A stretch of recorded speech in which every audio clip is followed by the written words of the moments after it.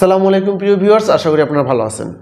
Vienna convention ও ভারতের ত্রিপুরার রাজধানী আগরতলায় বাংলাদেশের সহকারী হাইকমিশনে হামলা সম্পর্কিত 20টি সাধারণ জ্ঞান নিয়ে আলোচনা করব, যা বিসিএস ব্যাংক সহ ও অন্যান্য চাকরি পরীক্ষার জন্য খুবই গুরুত্বপূর্ণ, বিশেষ করে বিসিএসের জন্য। কারণ এই বছর যে সামনে আপনার যে বিসিএস পরীক্ষাটা আসতে আছে, এখান থেকে আপনারা অর্থাৎ এই ভিয়েনা কনভেনশন থেকে প্রশ্ন পাবেন 100%। সুতরাং ভিডিওটি শুরু করার পূর্বে একটা রিকোয়েস্ট, ভিডিওটি ভালো লাগলে অবশ্যই লাইক শেয়ার কমেন্ট করে উৎসাহিত করবেন। তো দেখুন, প্রথম প্রশ্নটা আছে বিসিডিআর এর পূর্ণরূপ কি? বিসিডিআর এর পূর্ণরূপ আছে Vienna convention on diplomatic relations. Vienna convention on diplomatic relations. 2 নম্বর আছে বাংলাদেশ কবে এই চুক্তিতে সই করে?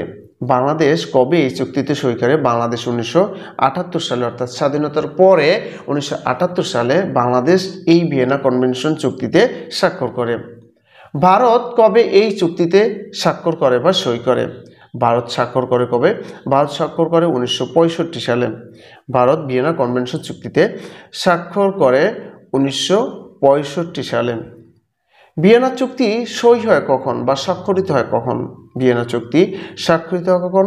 এটা 1961 সালে ভিয়েনা চুক্তি সই হয় বা স্বাক্ষরিত হয়। ভারতের ত্রিপুরার রাজধানী আগরতলায় বাংলাদেশের সহকারী হাইকমিশনে উগ্র হিন্দুত্ববাদীরা কবে হামলা করে? 5 নম্বরে সঠিক উত্তর হচ্ছে ক নম্বর, অর্থাৎ 2 ডিসেম্বর 2024 সালে হামলা করে বাংলাদেশের পতাকা ছেড়ে এবং ফেস্টুন ব্যানার আমাদের যে বাংলাদেশের যে সহকারী হাইকমিশনের যে ফেস্টুন ব্যানার এগুলো ছিঁড়ে ফেলে। ভারতের কোন উগ্রবাদী সংগঠন এই ন্যাক্কারজনক হামলা চালায়? 6 নম্বর প্রশ্নটা আছে ভারতের কোন উগ্রবাদী সংগঠন এই ন্যাক্কারজনক হামলা চালায়? 6 নম্বরে সঠিক উত্তর হচ্ছে খ নম্বরটা, অর্থাৎ হিন্দু সংঘর্ষ সমিতি, যেটা হামলার ঠিক 1 সপ্তাহ আগে এই সংগঠনটা তৈরি করে, যেটা বিভিন্ন গণমাধ্যম সূত্রে জানা যায়। কবে ভিয়েনা কনভেনশন গৃহীত হয়? কবে ভিয়েনা কনভেনশন গৃহীত হয়? ভিয়েনা কনভেনশন গৃহীত হয় 22 মে 1969 সালে।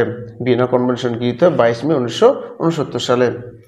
Vienna convention on diplomatic relations এর ধারা কয়টি? Vienna convention on diplomatic relations এর ধারা হচ্ছে 53টি। কতটি ধারা? 53টি ধারা আছে। কূটনৈতিক মিশনের সুরক্ষা ভিয়েনা কনভেনশনের কোন অনুচ্ছেদে আলোচনা করা হয়েছে? খুবই গুরুত্বপূর্ণ। কূটনৈতিক মিশনের সুরক্ষা ভিয়েনা কনভেনশনের কোন অনুচ্ছেদে আলোচনা করা হয়েছে? এটা হচ্ছে 9 নম্বরের সঠিক উত্তর হবে ক নম্বর, 22 নং অনুচ্ছেদে। 22 নং অনুচ্ছেদে। সুতরাং এই 22 নং অনুচ্ছেদ অনুযায়ী কিন্তু ভারতে যে ত্রিপুরার রাজধানী আগরতলা বাংলাদেশের যে সহকারী হাইকমিশনারটা ছিল, যেখানে হামলা করছে, সেখানে কিন্তু সম্পূর্ণ নিশ্চয়তা দিতে সম্পূর্ণ ব্যর্থ হয় ভারত। যদিও ওই ঘটনায় কিন্তু ভারত কিছু ভালো পদক্ষেপ নিয়েছে, সেটাও বলতে হবে যে ওখানে 7 জনকে আপনার বরখাস্ত করা, 2 জনকে বরখাস্ত করা হয়েছে এবং 6 থেকে 7 জন আইন শৃঙ্খলা বাহিনী কিন্তু অ্যারেস্টও করা হয়েছে এবং 2 জন পুলিশ অফিসার, 2 জন পুলিশ সদস্যকে এক কথায় বরখাস্ত করা হয়েছে। ঠিক আছে, আচ্ছা, তারপরে আমরা পরবর্তী প্রশ্নে যাই। ভিয়েনা চুক্তি সই হয়েছিল কবে? 10 নম্বরে ভিয়েনা চুক্তি সই হয়েছিল কবে? 10 নম্বর সঠিক উত্তর ঘ 1961 সালে। কোন পদটি কূটনৈতিক মিশনের প্রধান হিসাবে পরিচিত? কোন পদটি কূটনৈতিক মিশনের প্রধান হিসাবে পরিচিত? 11 নম্বর সঠিক উত্তর আছে রাষ্ট্রদূত। 2018 সালের জানুয়ারি পর্যন্ত মোট কতটি সার্বভৌম রাষ্ট্র দ্বারা অনুমোদিত হয়েছে? এই চুক্তিটি অনুমোদিত হয়েছে, অর্থাৎ এই ভিয়েনা কনভেনশন চুক্তিতে স্বাক্ষর করে, এটাও বোঝায়। ঠিক আছে, এ ধরনের প্রশ্ন এভাবে ঘুরে আসতে পারে। তাহলে সঠিক উত্তর হবে কোনটা? 12 নম্বর সঠিক উত্তর আছে 116টি, অর্থাৎ 116টি স্বাধীন সার্বভৌম রাষ্ট্র এই চুক্তিতে এই পর্যন্ত স্বাক্ষর করে। এই চুক্তি কার্যকর হয় কবে? অর্থাৎ ভিয়েনা চুক্তি কার্যকর। আর ভিয়েনা, আর একটা কথাই বারবার যে ভিয়েনা বলতেছি, ভিয়েনা কি মূলত? ভিয়েনা হচ্ছে একটা জায়গার নাম, অস্ট্রেলিয়া না, কিন্তু অস্ট্রেলিয়ার রাজধানী হচ্ছে ভিয়েনা, যেটা ভিয়েনা এই চুক্তি স্বাক্ষরিত সম্মেলন হয়। ঠিক আছে, আচ্ছা, তাহলে এই চুক্তি কার্যকর হয় কবে? 13 নম্বরের সঠিক উত্তর আছে গ নম্বরটা, অর্থাৎ 27 জানুয়ারি 1980 সালে ভিয়েনা চুক্তি কার্যকরী হয়। ভিয়েনা কনভেনশন স্বাক্ষরের জন্য উন্মুক্ত করা হয় কবে? ভিয়েনা কনভেনশন স্বাক্ষরের জন্য উন্মুক্ত করা হয়, ঘ নাম্বার আছে 23 মে 1969 সালে। 23 মে 1969 সালে। এবার আমরা একটু ডিটেলসে জানি, মোটামুটি একটু লিখিত রূপে জানি। এই চুক্তির মাধ্যমে কি নিশ্চিত করা হয়? এই ভিয়েনা কনভেনশন যে চুক্তি হয়, মূলত এই কনভেনশনে, এই চুক্তিতে, এই যে কনভেনশনে যে চুক্তিটা করা হয়, এটার মূল উদ্দেশ্যটা কি, অর্থাৎ কেন করা হয়?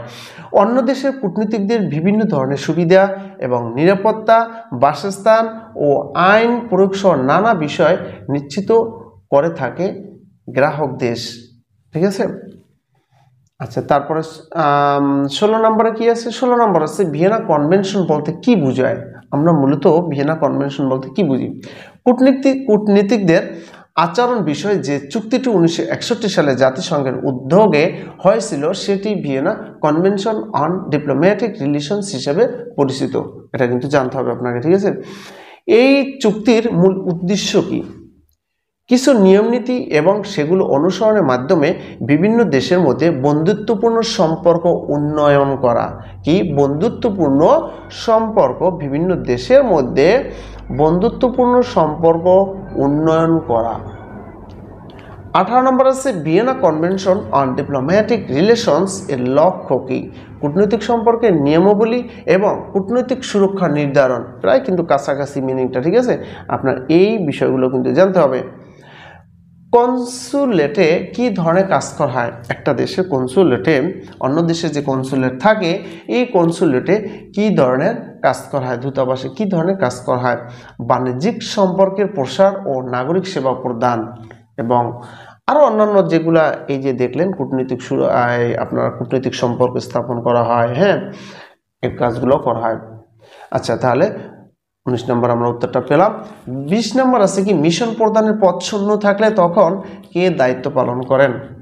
Charge D affairs. তো ভিউয়ার্স, আজকের ভিডিওটা এ পর্যন্তই। তো ভিডিওটি শেষ করার পূর্বে একটা রিকোয়েস্ট, আপনি যদি আমাদের এই চ্যানেলে নতুন দর্শক হয়ে থাকেন, অবশ্যই চ্যানেলটি সাবস্ক্রাইব করে বেল আইকনটি অন করে রাখবেন, কারণ আমরা আমাদের এই চ্যানেলে সরকারি চাকরির বিভিন্ন আপডেট আমরা দিয়ে থাকি, সাম্প্রতিক সাধারণ জ্ঞান এবং বিভিন্ন পরীক্ষার কমন উপযোগী সাজেশন আমরা আপলোড করে থাকি। তো ভিউয়ার্স, আজকে ভিডিও পর্যন্তই। ভালো থাকবেন। আসসালামু আলাইকুম।